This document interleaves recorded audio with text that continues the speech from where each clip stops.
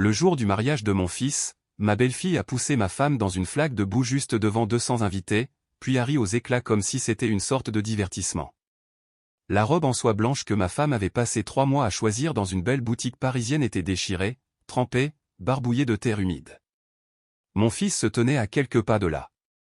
Il a tout vu, puis il a tourné le dos. Personne ne s'est excusé. Personne ne l'a aidé à se relever. Et moi, je suis resté là, complètement immobile, et j'ai compris quelque chose à cet instant précis. Ce n'était pas un accident. C'était une déclaration de guerre. Je me souviens encore clairement de ce moment, non pas à cause de la boue sur la robe de ma femme, mais à cause du rire qui a suivi sa chute. Une seconde plus tôt, le jardin à la française était encore humide de pluie. Les flashs des appareils photo crépitaient sans arrêt. On plaçait les gens pour la dernière photo de famille. Une seconde plus tard, tout s'est figé. Madeleine a glissé quand quelqu'un a marché violemment sur l'ourlet de sa robe par derrière. Elle a perdu l'équilibre et est tombée directement dans une flaque qui retenait encore les eaux de pluie. J'ai entendu la soie se déchirer sous la tension. J'ai entendu le souffle court quitter sa poitrine quand sa main a heurté le sol froid. La boue a éclaboussé le tissu blanc, s'étalant rapidement, comme si elle n'attendait que ça. Chloé se tenait juste derrière elle. Je l'ai vue clairement. Elle ne s'est pas penchée. Elle n'a pas tendu la main. Elle a ri, un rire aigu et tranchant. Puis, elle a dit d'une voix assez forte pour que les gens autour l'entendent, « Oh, ça va, belle maman. Ne faites pas de cinéma juste pour me voler la vedette. » L'atmosphère s'est alourdie pendant un bref instant. Quelques personnes ont ri de manière gênée. D'autres ont détourné le regard. Personne n'a contesté ce qu'elle venait de dire. Et ce qui m'a le plus glacé le sang, ce ne sont pas les mots. C'est le silence qui les a acceptés. Madeleine était toujours là, à genoux. Une main pressée contre le sol, essayant de se lever, mais la robe mouillée était lourde et la tirait vers le bas. J'ai regardé dans ses yeux. Il n'y avait pas de larmes. Juste le regard stupéfait de quelqu'un qui venait soudain de réaliser qu'elle jouait un rôle auquel elle n'avait jamais été conviée. Puis j'ai regardé Antoine. Mon fils se tenait à quelques pas. Il a tout vu. Il a entendu chaque mot. Au lieu de s'avancer, il a ajusté la manchette de son costume sur mesure, a tourné la tête et a fait semblant d'écouter le photographe qui organisait le groupe. Dans cet instant, j'ai compris que ce n'était plus seulement une affaire entre une belle-mère et sa belle-fille. Quelqu'un du côté de la mariée a fait remarquer que le jardin était glissant après la pluie, que les personnes âgées devaient faire plus attention.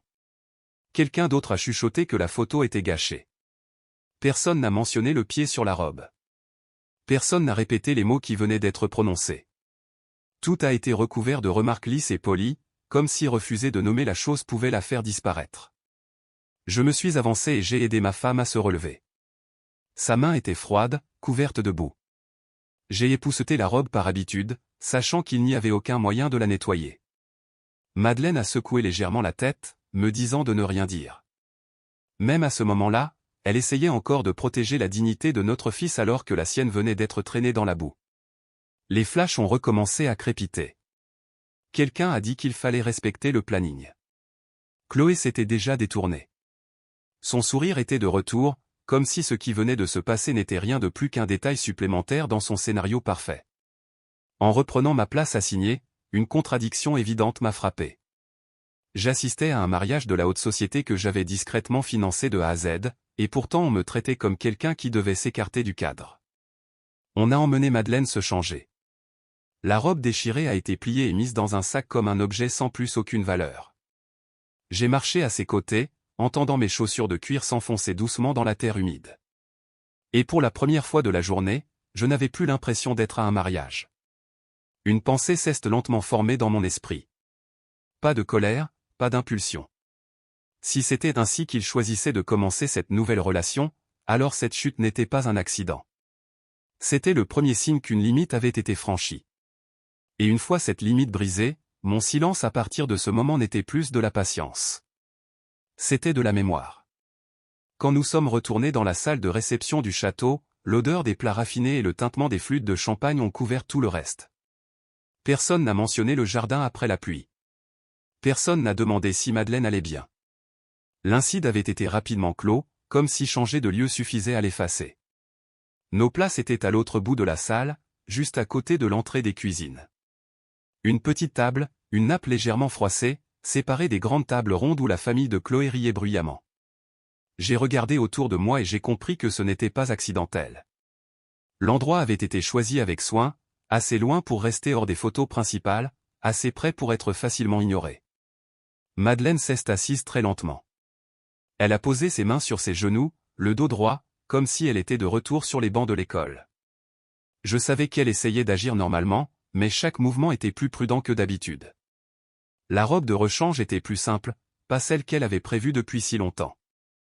J'ai regardé ses mains. La boue avait disparu, mais la peau était encore rouge. Pendant ce temps, la table d'honneur a éclaté de rire. Chloé était entourée, recevant des compliments sans arrêt. Sa famille parlait du mariage comme d'une transaction commerciale réussie. J'ai saisi des bribes de chiffres, des poignées de main, des promesses. Personne n'a prononcé nos noms. Je me suis levé et j'ai dit à Madeleine que j'allais chercher de Léo. La vérité, c'est que j'avais besoin d'air. Le couloir derrière la salle menait à un vestiaire temporaire pour les deux familles. La porte n'était pas complètement fermée. La lumière filtrait juste assez pour que je puisse voir des ombres et entendre des voix. Je n'essayais pas d'écouter, mais quand j'ai entendu mon nom, je me suis arrêté. La voix de Chloé a retenti la première, confiante, sans filtre. Elle parlait de l'avenir, des choses qui appartiendraient bientôt à Antoine. Puis, un homme plus âgé a pris la parole. J'ai supposé que c'était son père. Il a mentionné une assurance vie, a parlé de 2 millions d'euros comme si c'était une évidence, comme un compte qui attendait déjà, juste en attente du bon moment. Ils ont parlé d'immobilier, de transfert de noms pour simplifier les choses, de dettes commerciales qui nécessitaient un traitement rapide. Chaque phrase était polie, calme, et sous tout cela, j'entendais de l'anticipation. Puis Antoine a parlé. Mon fils. Sa voix était plus basse, plus prudente, mais il n'a pas objecté. Il a dit que je vieillissais, que j'oubliais des choses, que le laisser gérer le patrimoine familial serait plus sûr. Il a même gloussé, comme s'il racontait une histoire inoffensive sur ses vieux parents. Je suis resté là, la main sur le cadre froid de la porte. À cet instant, je n'ai pas ressenti de colère.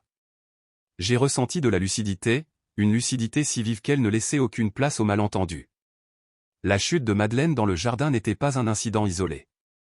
Cela faisait partie de la façon dont ils nous voyaient, des gens dont le rôle était terminé, dont la valeur n'existait plus que sur le papier.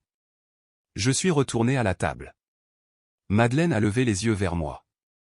Elle a scruté mon visage comme si elle demandait quelque chose. J'ai secoué légèrement la tête. Pas encore. Je me suis assis, j'ai levé mon verre de vin et je n'ai pas bu. La musique est devenue plus forte, couvrant les conversations privées. Sur scène, quelqu'un a fait un discours sur l'amour et l'unité. J'ai écouté et je n'ai rien ressenti. Nous ne sommes pas restés longtemps. J'ai dit à Madeleine que nous devrions partir tôt. Elle n'a pas demandé pourquoi. Elle s'est levée, a mis son manteau et a hoché la tête.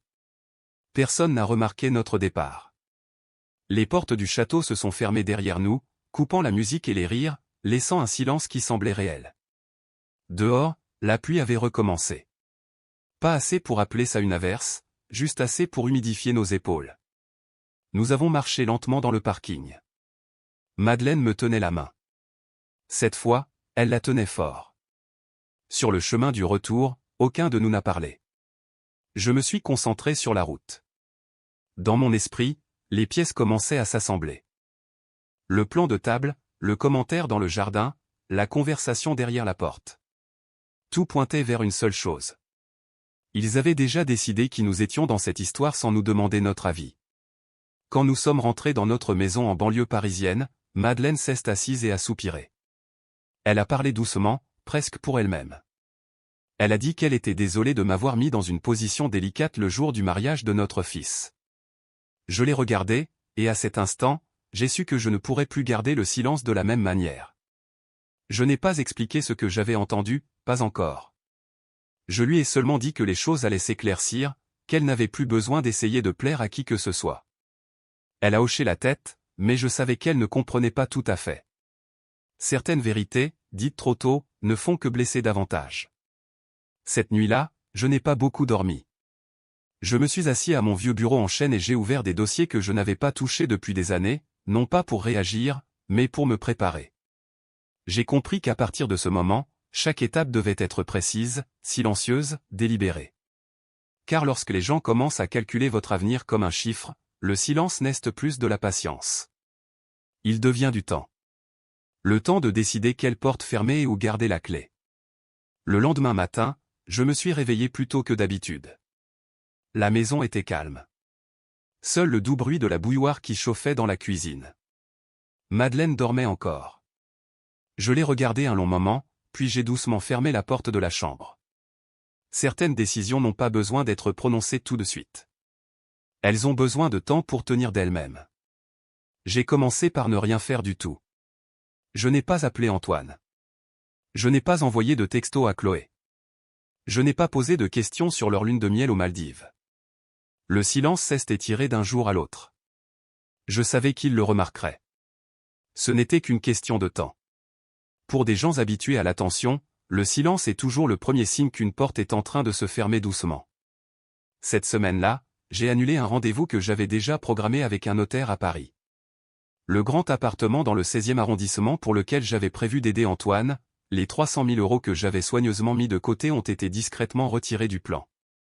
Pas de drame, pas d'explication. Juste une courte confirmation finale. J'ai gardé une copie et l'ai placée dans un dossier séparé. J'ai appelé un expert immobilier avec qui j'avais travaillé il y a de nombreuses années. Il est passé dans l'après-midi, a fait le tour de la propriété, a pris des notes minutieuses. Nous avons très peu parlé. Je lui ai dit de travailler comme il le faisait toujours. Pas d'urgence. Je n'ai pas expliqué pourquoi. Pour moi, l'évaluation n'avait pas pour but de vendre. Il s'agissait de savoir exactement où j'en étais.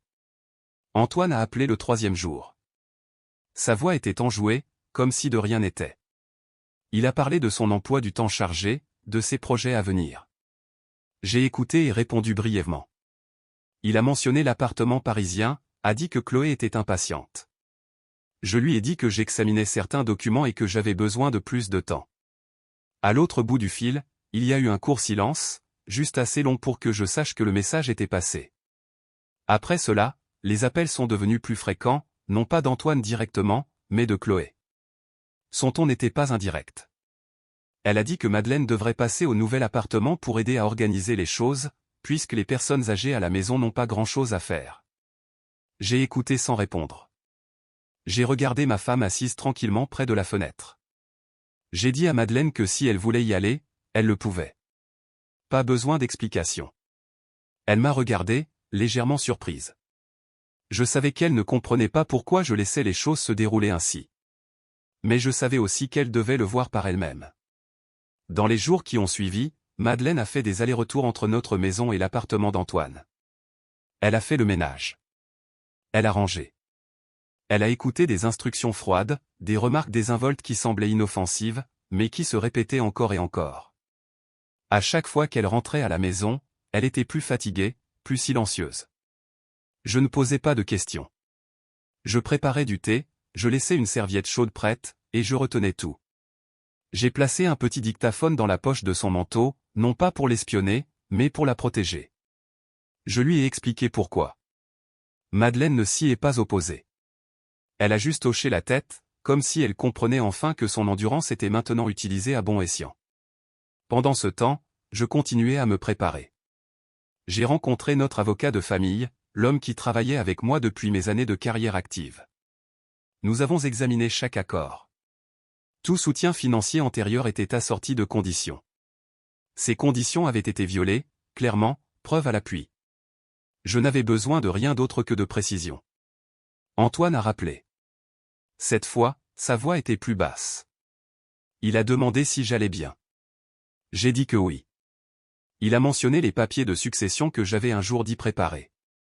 J'ai répondu que tout était en cours d'examen. Je n'ai rien promis. Je n'ai pas refusé.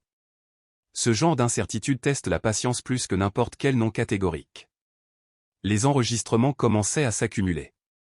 Il n'y avait pas de cris, pas de scènes dramatiques, juste des commentaires constants, de petits ordres, des rabaissements répétés, assez pour révéler un schéma, assez pour montrer leur vraie nature. Un soir, Madeleine est rentrée tard. Elle s'est assise, les mains tremblant légèrement. Elle a dit que Chloé lui avait demandé de passer la serpillière une troisième fois parce que ce n'était pas bien fait. Antoine était là. Il n'avait rien dit. J'ai écouté sans réagir. J'ai éteint la cuisinière, j'ai tiré une chaise pour elle et je lui ai dit qu'à partir de demain, elle n'y retournerait plus. Elle m'a regardé. Cette fois, elle n'a pas demandé pourquoi. Dans ses yeux, j'ai vu du soulagement mêlé d'inquiétude. J'ai pris sa main et je lui ai dit que ça suffisait maintenant. Cette nuit-là, j'ai organisé tous les dossiers, chaque document à sa place, chaque enregistrement sauvegardé. Rien de précipité, rien d'émotionnel. J'ai compris qu'un point culminant ne vient pas des éclats de voix, mais du moment où quelqu'un réalise que chaque choix qu'il a fait a été soigneusement consigné. Quand j'ai fermé le dernier dossier, j'ai su que j'étais prêt, non pas à affronter, mais à terminer un chapitre avec clarté. Le silence avait fait son œuvre. Pour la suite, je n'aurais pas besoin de beaucoup de mots. La pendaison de crémaillère s'est tenue un samedi soir, exactement le genre de réception que Chloé affectionnait. Des lumières jaunes et chaleureuses remplissaient l'appartement parisien. La musique était juste assez forte pour couvrir tout silence gênant. J'étais au courant de l'événement grâce à une invitation envoyée à Madeleine, pas à moi. Cela ne m'a pas surpris. J'avais pris l'habitude d'être tenu hors du cadre. Nous sommes arrivés à l'heure, ni en avance, ni en retard. Je portais un vieux costume, propre, bien taillé. Madeleine marchait à mes côtés, d'un pas lent, plus calme que je ne l'espérais. Quand les portes de l'ascenseur se sont ouvertes, nous sommes entrés dans un espace conçu pour impressionner. Des visages familiers de la haute bourgeoisie se tenaient en petits groupes, des coupes de champagne à la main, des sourires polis aux lèvres. Personne ne nous a remarqués tout de suite. Antoine était près de la grande baille vitrée, discutant avec quelques hommes que j'ai supposés être des partenaires commerciaux. Chloé se déplaçait de groupe en groupe, la voix claire et confiante, comme si c'était sa scène personnelle. Quand elle a vu Madeleine, elle a fait un bref signe de tête, puis s'est détournée. Je ne m'attendais à rien d'autre. Nous sommes restés près du bord de la pièce. J'ai laissé les choses se dérouler encore un peu. Il n'y avait pas lieu de se presser. Les gens se vendent plus librement lorsqu'ils se croient en sécurité. J'ai entendu Chloé parler de l'appartement comme d'un accomplissement abouti. Elle a mentionné le soutien familial, parlant comme si tout avait déjà été signé et transféré, soigneusement emballé. Puis la sonnette a retenti, un petit bruit, mais suffisant pour briser le rythme. Chloé a froncé les sourcils et a fait signe à une employée d'ouvrir la porte. Quand elle l'a fait, deux hommes en costume sobre sont entrés, suivis d'une femme tenant un dossier. Ils se sont présentés brièvement. J'ai vu Chloé s'arrêter, son sourire se figer. J'ai fait un pas en avant. Pas de voix forte, pas de geste dramatique. Je me suis simplement tenu là où je devais être. J'ai dit qu'il était là à ma demande. La pièce est devenue silencieuse, chaque groupe se tournant un à un vers nous, l'attention se fixant sur un seul point. La femme du cabinet d'avocat a ouvert le dossier. Elle a clairement énoncé le but de leur visite, annoncé officiellement l'annulation de l'achat de l'appartement en vertu des clauses activées. Le bien immobilier n'était plus classé comme soutien personnel. Il avait été légalement transféré à une fondation caritative pour les personnes âgées isolées, selon la décision du bienfaiteur d'origine. Chloé a réagi la première. Elle a parlé vite, la voix aiguë, posant des questions sur les droits, sur les accords. La femme a répondu calmement, point par point. Tout était documenté. Signature, date, conditions. Il ne restait plus de place pour des arguments émotionnels. Antoine s'est tourné vers moi. Son expression oscillait entre la confusion et la colère. Il m'a demandé pourquoi je faisais ça, ici de tous les endroits. Je l'ai regardé pour la première fois de la soirée. J'ai dit, parce que c'est ici que tout le monde croyait que tout était déjà réglé, et parce que la vérité, si elle doit être dite là où elle a été autrefois cachée. Chloé s'est avancée, la voix tremblante bien qu'elle essaya de garder le contrôle. Elle a dit que je les humiliais devant leurs invités. Je n'ai pas répondu tout de suite. J'ai simplement fait signe à l'avocat debout à côté de moi. Il a lancé un court enregistrement, pas long. Pas besoin de montage. La vidéo, captée par un invité, montrait Madeleine tombant dans la boue du jardin, les rires, et la phrase que j'avais entendue si clairement ce jour-là. Puis un extrait audio de Chloé traitant ma femme comme une moins que rien. La musique s'est arrêtée. Personne n'a parlé. Les regards dans la pièce ont commencé à changer, n'étant plus curieux, mais calculateurs. J'ai parlé lentement pour que tout le monde puisse entendre. J'ai dit que mon argent pouvait financer des fêtes, des appartements parisiens et de belles photographies, mais qu'il ne pouvait pas acheter le respect de ceux qui n'en comprenaient pas la valeur. Et c'est pourquoi j'avais choisi de le placer là où il ne serait pas considéré comme un droit acquis. Chloé a reculé, le visage pâle. Antoine est resté figé, incapable de parler. Je n'avais pas besoin d'en voir plus. Je me suis tourné vers Madeleine. Elle se tenait droite, soutenant chaque regard sans ciller. J'ai pris sa main. C'était un signal suffisant. Nous sommes partis avant que quiconque ne puisse poser une question. Les portes de l'ascenseur se sont fermées, coupant les murmures derrière nous. Dans cet espace étroit, je pouvais entendre ma propre respiration, ni rapide, ni tendue, juste légère. Dehors, l'air nocturne était plus frais que je ne l'espérais. Madeleine m'a dit qu'elle se sentait bien. J'ai hoché la tête. Plus aucun mot n'était nécessaire. Ce qui devait être révélé l'avait été. Le reste, je n'avais pas besoin d'en être témoin. Je savais qu'à partir de ce moment, rien ne serait plus comme avant. Mais je savais aussi que j'avais fermé une porte au bon moment. Et quand une porte est fermée avec clarté, personne n'a le droit de frapper à nouveau. Après cette soirée, je ne suis jamais retourné dans cet appartement. Je n'ai pas attendu d'explication non plus. Certaines choses, une fois dites au grand jour, n'ont plus besoin d'être gérées. Le reste se déroule tout seul. Antoine m'a appelé quelques fois la semaine suivante. La première fois, sa voix était précipitée.